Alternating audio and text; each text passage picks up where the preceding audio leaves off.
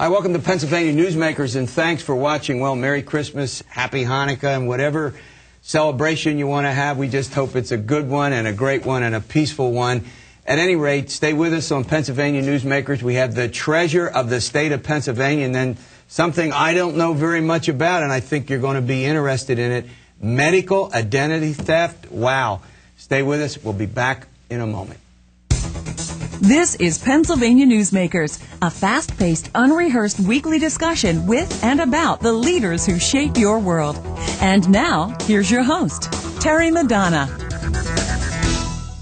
Hi, welcome back to the program. And again, have a happy holiday. We hope everything is well with you and your family, and cheers in a new year coming up. Joining me today is Robin Weiss. She is the state Wiessmann. She is the state treasurer in Pennsylvania, appointed, when were you appointed? I was appointed Madam in February. Treasurer. February 13th. February. And the day before the big snowstorm. That's right. And you go until the election next year, so you actually Yes. have almost a little more than a full year to go. Absolutely. Oh, great. Well, welcome to the program. You're doing a great job. We love having you on. This is your second appearance. You know, before we get into there's some important topics for the citizens of this state that there are things they need to be aware of right now. I do want to ask you about this question that deals with investments in states that sponsor terrorism. This, I guess, would be Pennsylvania investments. Tell our viewers a little bit about that before we go on to these other important topics. Well, the concept of divestment is a very current, timely topic, and it's actually a national discussion. There's been a lot of pressure put on states and state funds to not invest in areas around the world where there's serious conflict or genocide or troublesome terrorism issues, which of course is quite consistent with many of the things we've been dealing with since 9/11. And I think we've done some shows on this before. Is this, as you point out, a growing concern? I mean, is there more? Do you think, now you're an investment banker by profession, do you think there's more concern among investment folks in general about this topic, that we ought to be careful about where we put our money and not support these thugs, you know, that run these countries, these tin-horn dictatorships that, you know, violate the human rights of their citizens? Is this a growing concern, do you think, even in the marketplace, so to speak? Well, in my many years, over 25 years in the business, I have seen a shift in activism and concern about issues in the marketplace, but I think it's because the general public is becoming much more aware of financial issues and financial investments, and as that intelligence has grown in the marketplace, the pressure to become more active with your investments has come to the fore. Well, I think that's a subject that, you know, we're going to pay attention to, and there ought to be, and it's I think something that more people need to be involved in, and congratulations on bringing this to our attention. I want to talk now, turn to something that really that should concern a lot of people, or at least something that they should consider, and that's this U-College savings program, which allows folks to make an investment by the end of the year and get a tax credit for it. Why don't you talk about that? Because I think it's something that people still have an opportunity to do before the IRS comes to get them, right? That's right. Go ahead. That's right. Well, this is a topic, this is a subject that gives me great pleasure as the state's banker, because we are able to help parents finance college for their children. And we have a program which we are calling Now You Make College Possible. And under that program, we have two specific types of investments. One is a guaranteed savings plan, where parents can put away on a tax-free basis for earnings money that will provide tuition credits at today's price for whenever their child does go to college. And the second one is a direct investment plan, which is provided through Vanguard, a very highly respected and well-regarded investment company, which, by the way, is headquartered in Pennsylvania. And for both of these programs, parents can deduct from their Pennsylvania state taxes up to $12,000 a year. And if both parents work and earn over $12,000, they can deduct over up to $24,000 in contributions for that year. Now, this program is not new. It was called I even forget what it was called. It was called whatever it was called. Maybe you know. I don't know. I can't remember when they.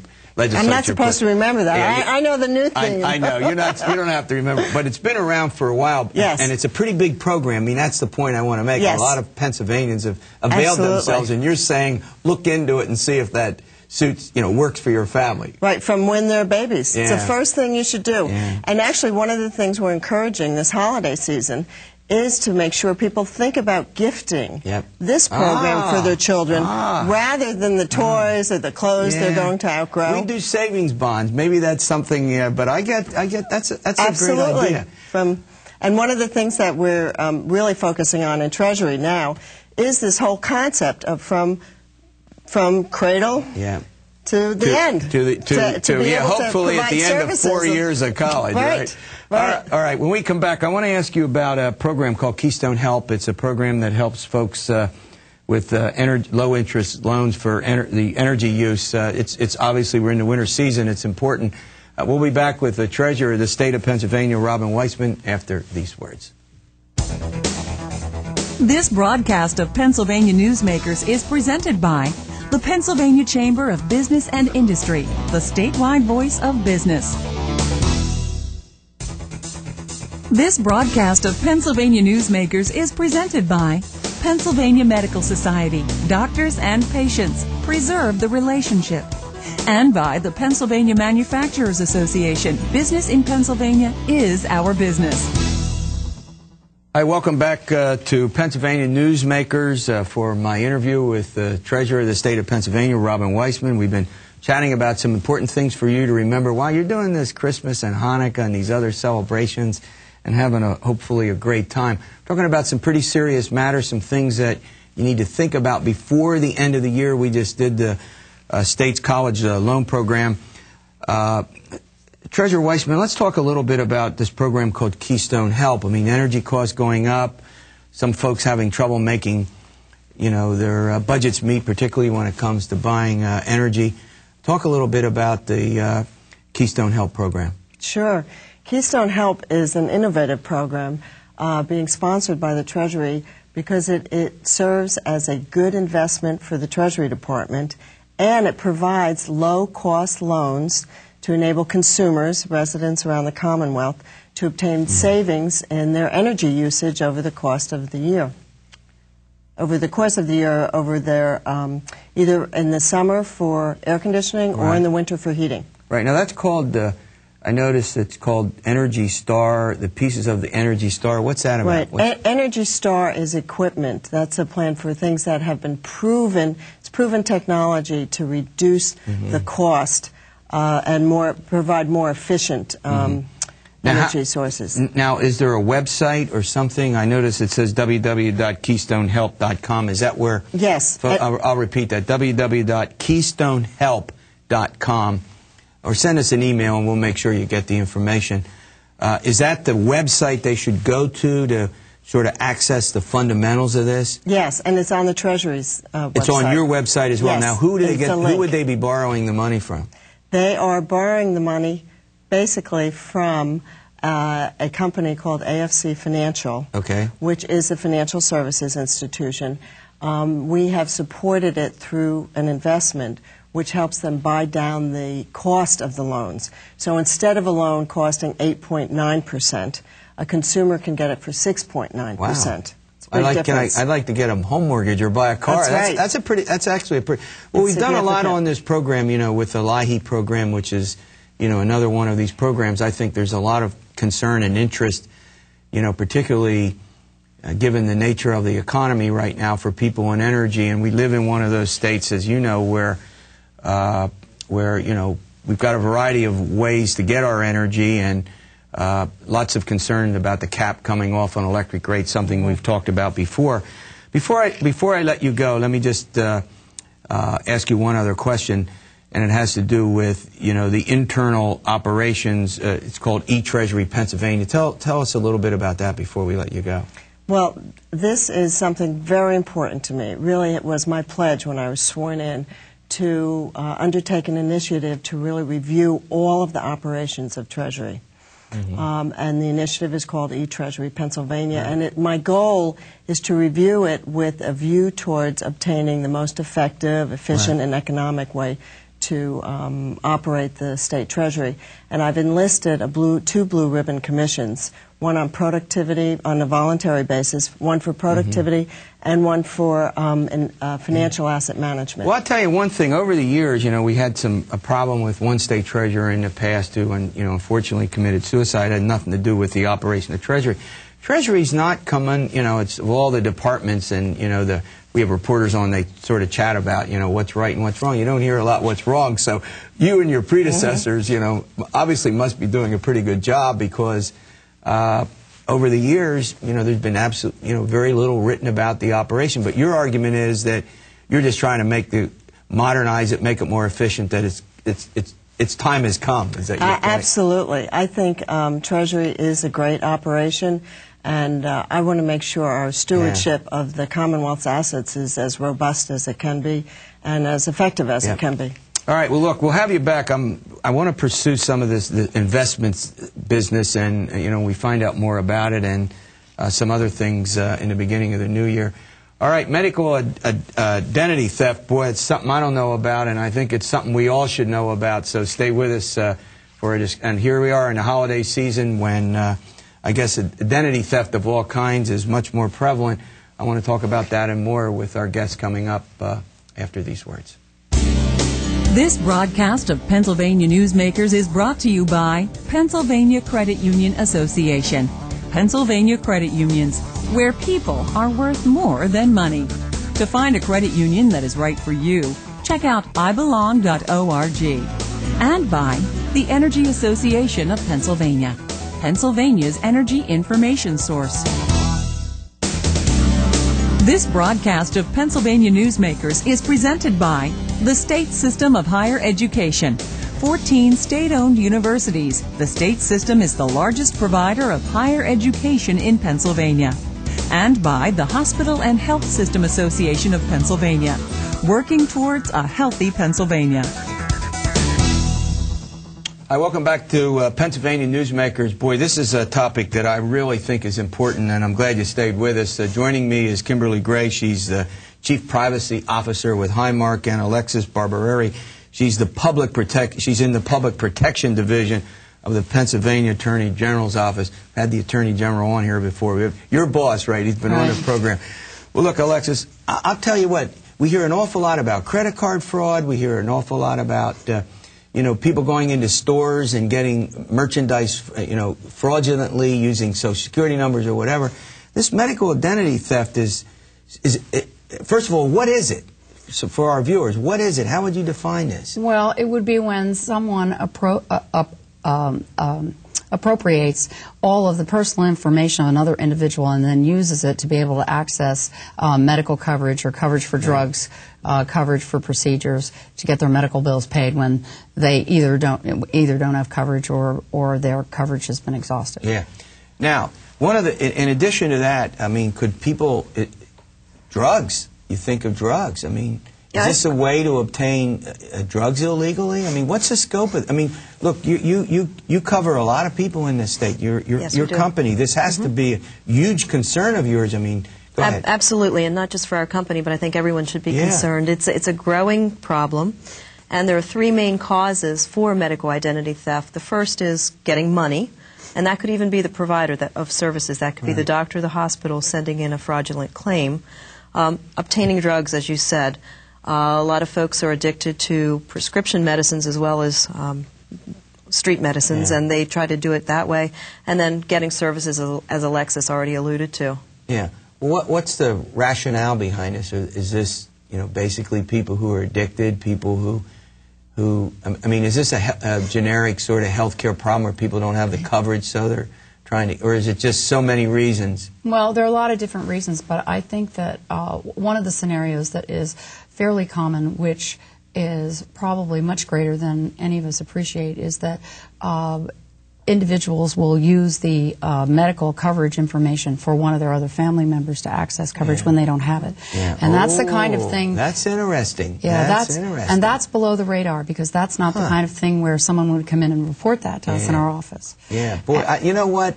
They have so many ways to fleece, to fleece, legitimate providers. Is the Attorney General's office is this a growing problem in your... It's a growing area of identity theft, for sure. But because of the nature of that particular scenario that I described, we will get complaints, but we will get them only if the provider is able to pick up that there's something amiss. Yep. Well, what are you all doing? I mean, what are providers doing to try to prevent this? This must be pretty hard to do. I guess if you go into a doctor's office or a hospital and you give them the medical coverage, they don't often ask for, well, could you have a driver, picture ID or a passport or some... Go ahead. Well, I think a lot of the providers are unaware of this. It's a bit of a sleeper issue, and as Alexa said, they don't know unless there's something that tips their hand. Yeah. What we're doing at Highmark is we're trying to partner with the provider community, and when I'm saying provider community, I'm talking primarily doctors, although hospitals as well, to get the word out that maybe you need to look for two forms of identification. That first time that patient comes in the door, maybe their insurance card if they have insurance, but also, as you mentioned, a driver's license or some other secondary form of identification, especially a photo ID. There's also a group of hospitals up in the Queens, New York area where they're using what's called a smart card. It's a computerized chip basically in a card, and with that they have not only the patient's medical history, but also identifying information on that patient, and the patient has a PIN and password, so they control that. We've actually talked about that card because it has some other uses. I mean, a patient's past history. It's another way to reduce medical errors, and maybe that's the direction that we're heading in. All right, this is a great topic, medical identity theft. We're going to continue this discussion. We'll take a little break and continue to find out more about it after these words. This broadcast of Pennsylvania Newsmakers is presented by Highmark Blue Shield, changing the way health plans work for business with a variety of plan options for employers and more choices for employees. Information is available at highmark.com. Have a greater hand in your company's health. And by the Pennsylvania Healthcare Association, the future of long-term care.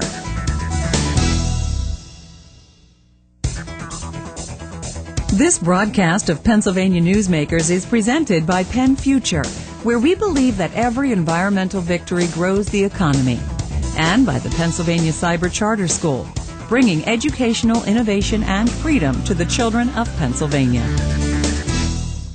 Hi, welcome back to Pennsylvania Newsmakers. We're doing an important topic, medical identity theft, with Kim Gray. She's the Chief Privacy Officer with Highmark, and Alexis Barbieri. She's in the Public Protection Division in the PA Attorney General's office. All right, I want to continue this discussion, but I want to... What does the Attorney General's office and Highmark see in this, in relation to this issue? Is there ways for you to coordinate? How are we going to get to the heart of this? I mean, should insurance companies be kind of working? Is there a model out there? What's going on with that? I don't know if there's a model out there, but the kinds of things that when we do have complaints come in, for example, in the Attorney General's healthcare section, we will have individuals contact us because they're having problems and they've gotten billing for a procedure or something that they don't they haven't had personally themselves, and that's the first tip-off that there's somebody else using their information, and we advise them to go back and file a police report with the police. We often could get the facility to write off the charge, and we advise them to contact their third-party payer, either Highmark or whoever it is, to advise them that there's a problem. Now, from your end, when you hear about this, I mean, is this something you're more vigorously pursuing than you might have a few years ago? Oh, absolutely. What's sort of the attitude in the... We pay very close attention to what's going on, and in that we've learned that this is a growing crime. We've not seen a lot of it at Highmark, thankfully. We have had one case a few years ago. One of our members in Pittsburgh had her wallet stolen. It was around Christmas time. And this was in the days before we had gone to a unique member identifier. This was back in the old days when Social Security numbers were still on cards. She was savvy. She did what she was supposed to do, and she called our fraud hotline and mentioned that her card had been stolen. And our Special Investigations Unit put a flag on her file and notified her providers that there was a problem. And indeed, someone who had stolen the wallet did, in fact, go and try to get care. And, you know, the good ending to that story was the perpetrator was caught and spent some jail time and got some money back. So we did have one issue. But there are other issues around the country. There's some real horror stories out there. Oh, I'll bet. People who have had someone else's identity commingled with their own. There's a lady in Florida, a school teacher, who was getting billed for a foot amputation that never happened. She was arguing. Came as a surprise to her when she got up and walked around. Exactly, and she's having a hard time convincing the hospital not to bill her any longer. And let me go to another. I mean, look, there's law enforcement. You have only so many resources.